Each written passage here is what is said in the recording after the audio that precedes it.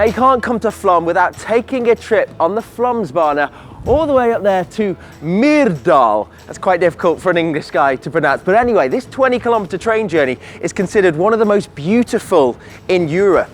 And on a gorgeous day like today, it's just got to be done.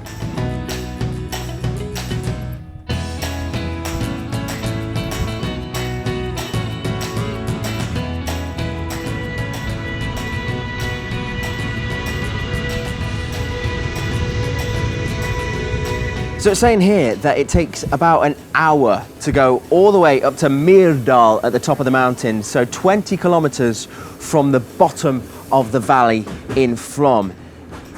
And it's quite a journey. So it's saying here that there are 18 tunnels along the way because the track snakes in and out of the mountain at a pretty steep gradient too. So it doesn't mean a lot to me, but it's saying a gradient of 5.5%. And as far as I'm reading, that means it's steep. It's actually one of the steepest gradients for a railway in the whole of Europe.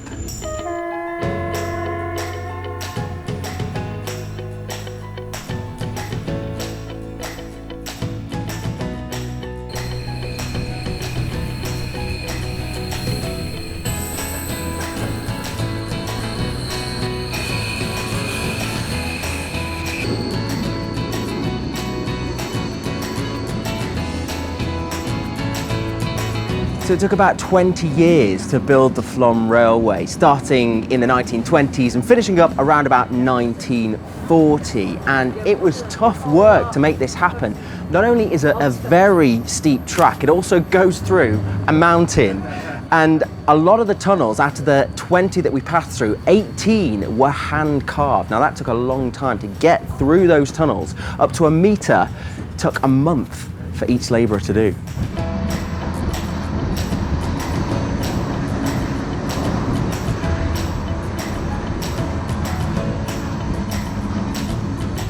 Well, the change in the landscape is just proving the sort of altitude that we're climbing. So we've just emerged from a tunnel and the area is covered in snow. Thought we left snow behind a long time ago, but it's not a fast journey. This is a leisurely ride up to the top of the mountain, probably so you can take enough pictures and have lots of time to enjoy this beautiful Norwegian scenery.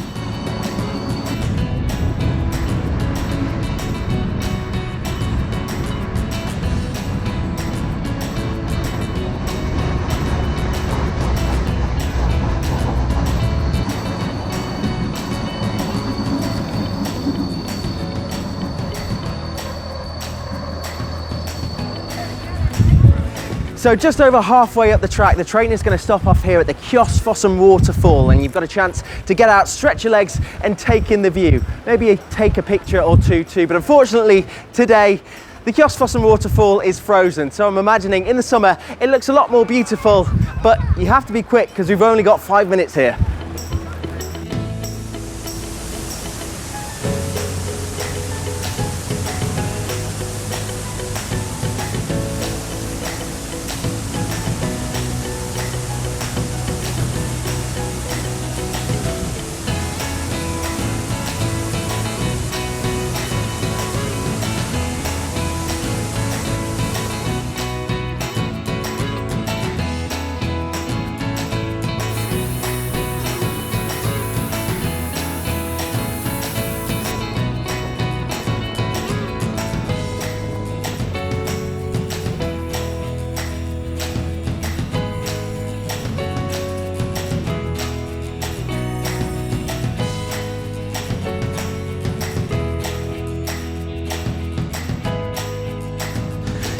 So here we are then, we've arrived in Myrdal. I'm still no better at saying it now I'm here. We are currently 867 meters above sea level, so we've climbed a very long way in a fairly long time. It took us about an hour to get here with regular stops, probably in order for people to take pictures or enjoy the scenery, which there was lots of. You can really take in all the classic Norwegian views that you probably want to come to this country for. But now we're here, there's not much to do really at the top, so we're just going to head back down to Flam.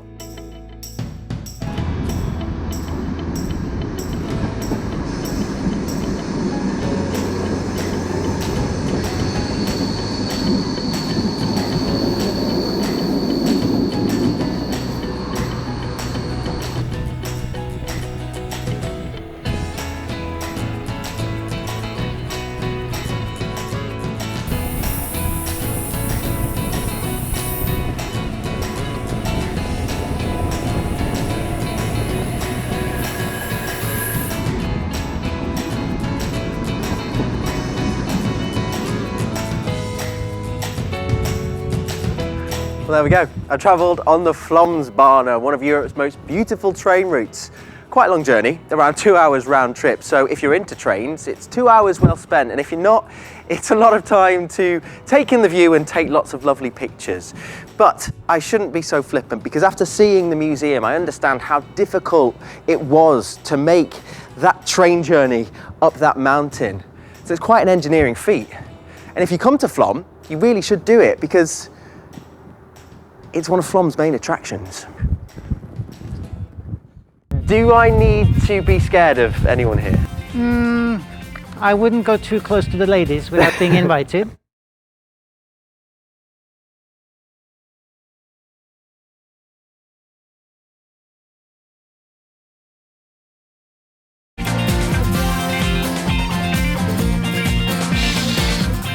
Some of the fjords around the west coast of Norway are actually World Heritage Sites, and if I want to see them in their full glory, I'm going to have to do it by water. So I think we spent enough time on dry land. I've got a boat to catch.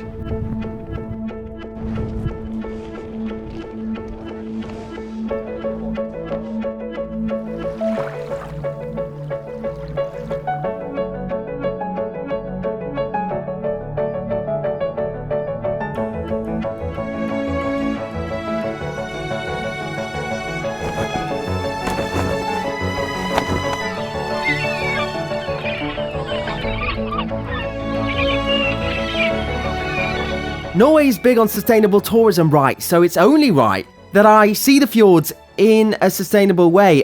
When I was about to board this vessel, I thought I was getting on a spaceship, but in fact I wasn't. I was getting on board a catamaran, a 42-meter long catamaran called the Future of the Fjord. Now, it's sustainable because it's powered by 2 electric engines that can go for about 30 nautical miles without having to be recharged. And it's pretty much silent. I can't hear any engine. So when you're stood here looking out onto the fjord, you feel like you are on some sort of spaceship or magical carpet. So it's a magical way to enjoy this magical scenery.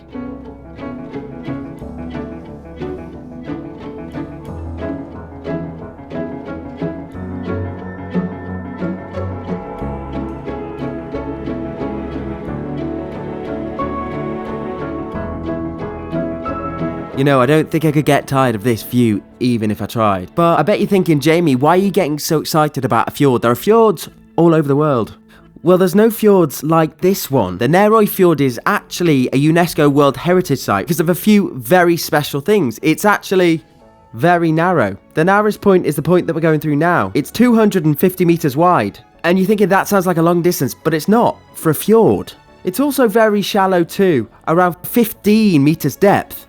So only the Future of the Fjords can get through because it's a catamaran, so it's not got a very deep hull. So if you want to get through this particular fjord, it's going to be on this boat.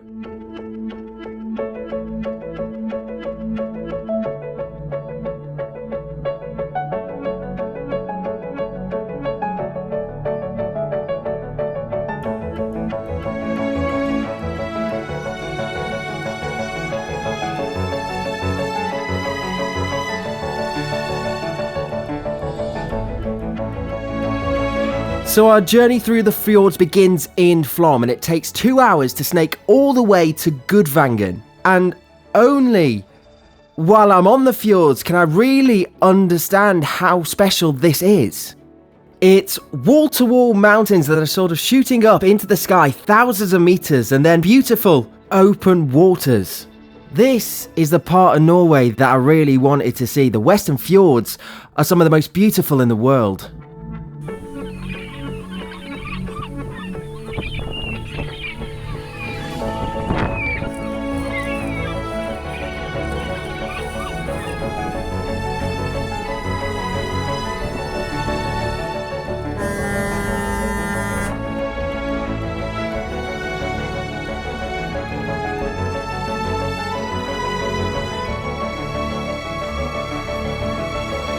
So an incredible 2-hour journey later, and I've arrived in the valley of Gudvangen. And as well as being a place of astonishing natural beauty, Gudvangen is where I can learn all about Viking life. Here I'm going to find a Viking village called Njardarheimer.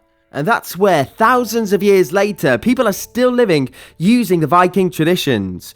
Plundering and pillaging aside, I hope.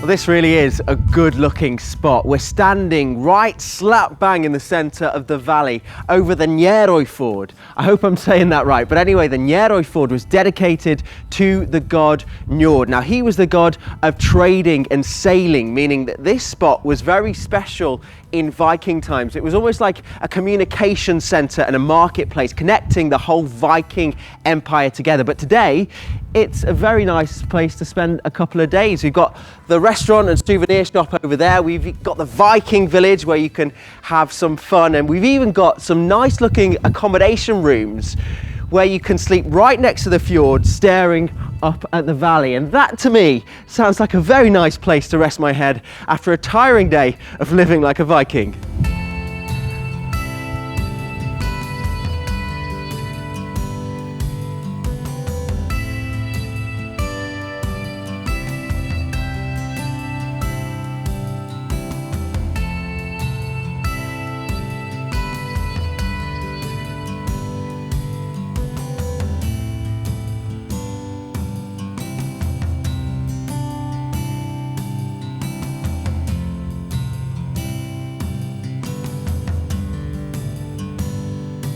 This village is where you can find out what Vikings got up to when they weren't out terrorising towns and villages across Europe. You see, after they'd finished a life of looting, Vikings were a well-organised and civilised society.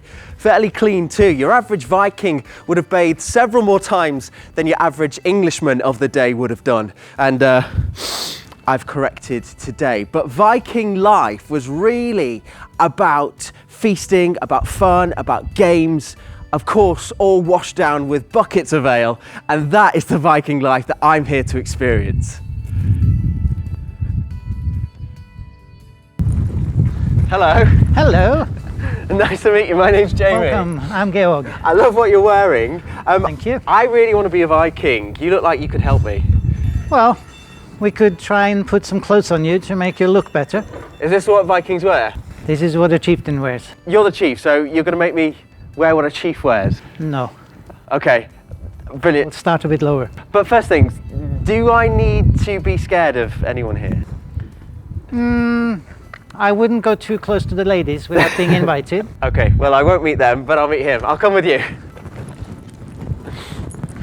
Okay, one more. I've got it. I'm not a Viking, am I?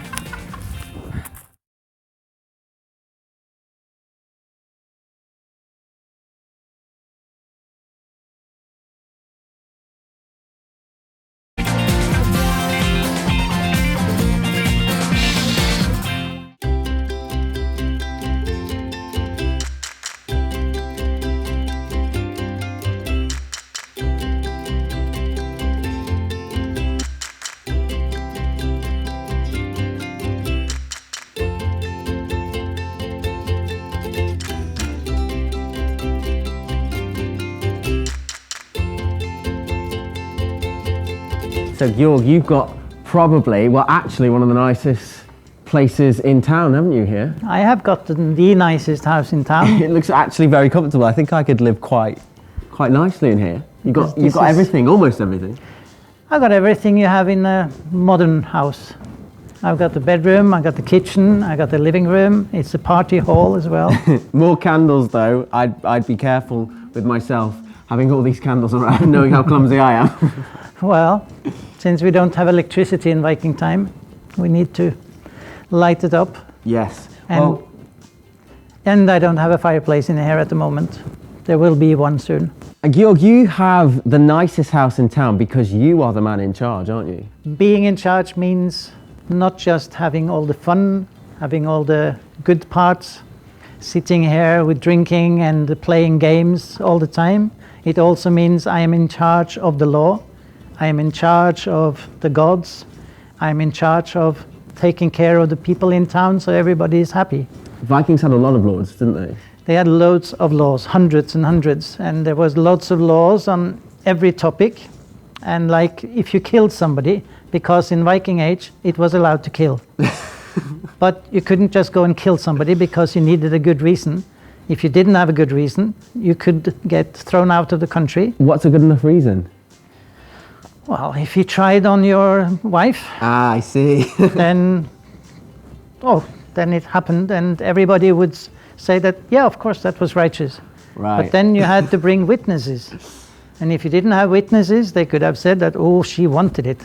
Right. So you need witnesses, and then my job is to listen to the witnesses on his side, and give the judgment, what I think is the correct, and nobody can say against me. And as well as keeping all the laws in check and everybody behaving correctly as well as you can as a Viking, you have got to keep the gods happy too, haven't you? By sacrificing to them, giving them meat and beer, and maybe a lamb or an ox now and then. Depending on the times of year, we have sacrifices because the gods are in charge of the crops. They're in charge of the luck in fishing, in hunting, and especially in going abroad for either trading or raiding. Trading or raiding. It was always the gods that had to be kept happy.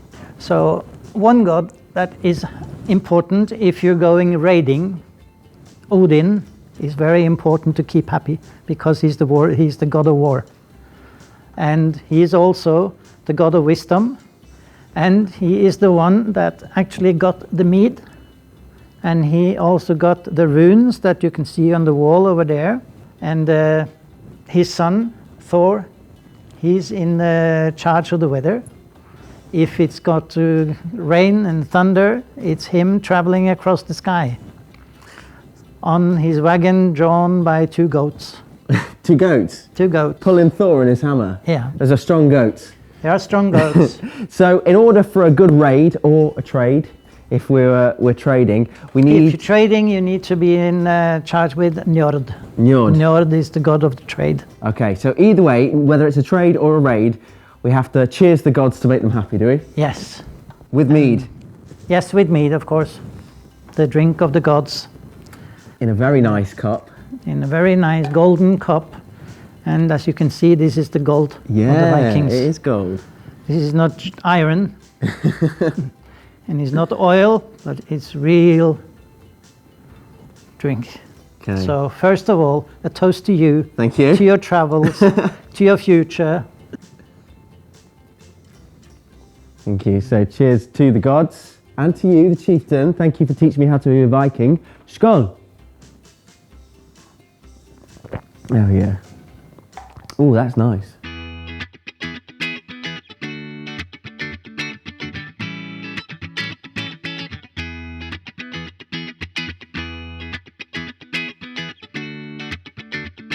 You know, we had a lovely stew with some vegetables and potatoes and carrots. We've got some No potatoes, but definitely some carrots and definitely some cabbage. No carrot. No carrots either. Yes. Maybe there was more beer than I am, definitely less on. But either way, there was definitely some very well done bacon that was lovely. But I think the Vikings had quite a healthy diet. You know, we've got all the vegetables here, we've got some complex carbohydrates there, which with this special Viking butter made it taste like garlic bread, so almost Viking garlic bread. But I'd say with all of that, the Vikings ate very well. Okay, it's not a Michelin-starred, top-notch meal, but it's healthy. Would you all agree that the Vikings ate well? Yeah. Yeah? Yeah, and I must remind you that the chef's husband has got the sword. Okay, so it's a good job that I complimented, because if I didn't, the chef's husband would definitely sort me out. But I can say that I was not forced to make that comment. I actually did enjoy my Viking meal. Thank you, everyone.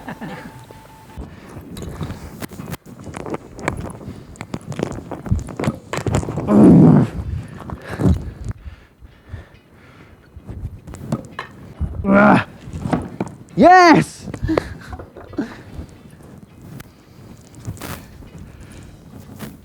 Oh, so close, so close. Come on, you got this. Oh, Odin isn't looking down on me favourably. No, definitely not. Shouldn't have said Odin's beard, should I? All right, go on, Thor, help me out, man.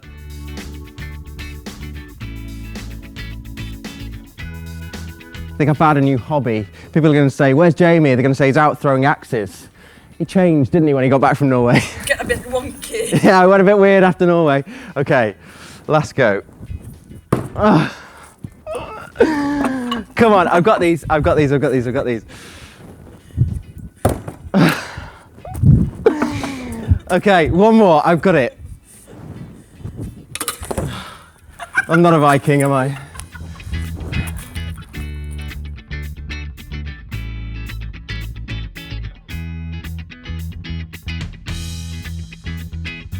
What a day. I'm exhausted, but it was incredible. I don't think many people can say that they've been a Viking. Actually, they can. They can just come and visit the Viking village here in Gudvangen, and they can experience what I have. And it was great. I enjoyed every moment of it, even the axe throwing that I maybe wasn't that good at, but I still gave it my best shot. And after all of that Viking life, and especially all that beer and mead, I am absolutely exhausted. And it's not good to drink and drive, so I'm going to be staying here in this gorgeous valley tonight. Before I head to my final destination here in Norway, I can't believe we've travelled this far. I've come literally the length of this country, having incredible experiences all the way. So it might be my last destination, Oslo, tomorrow, but I think we probably saved the best till last.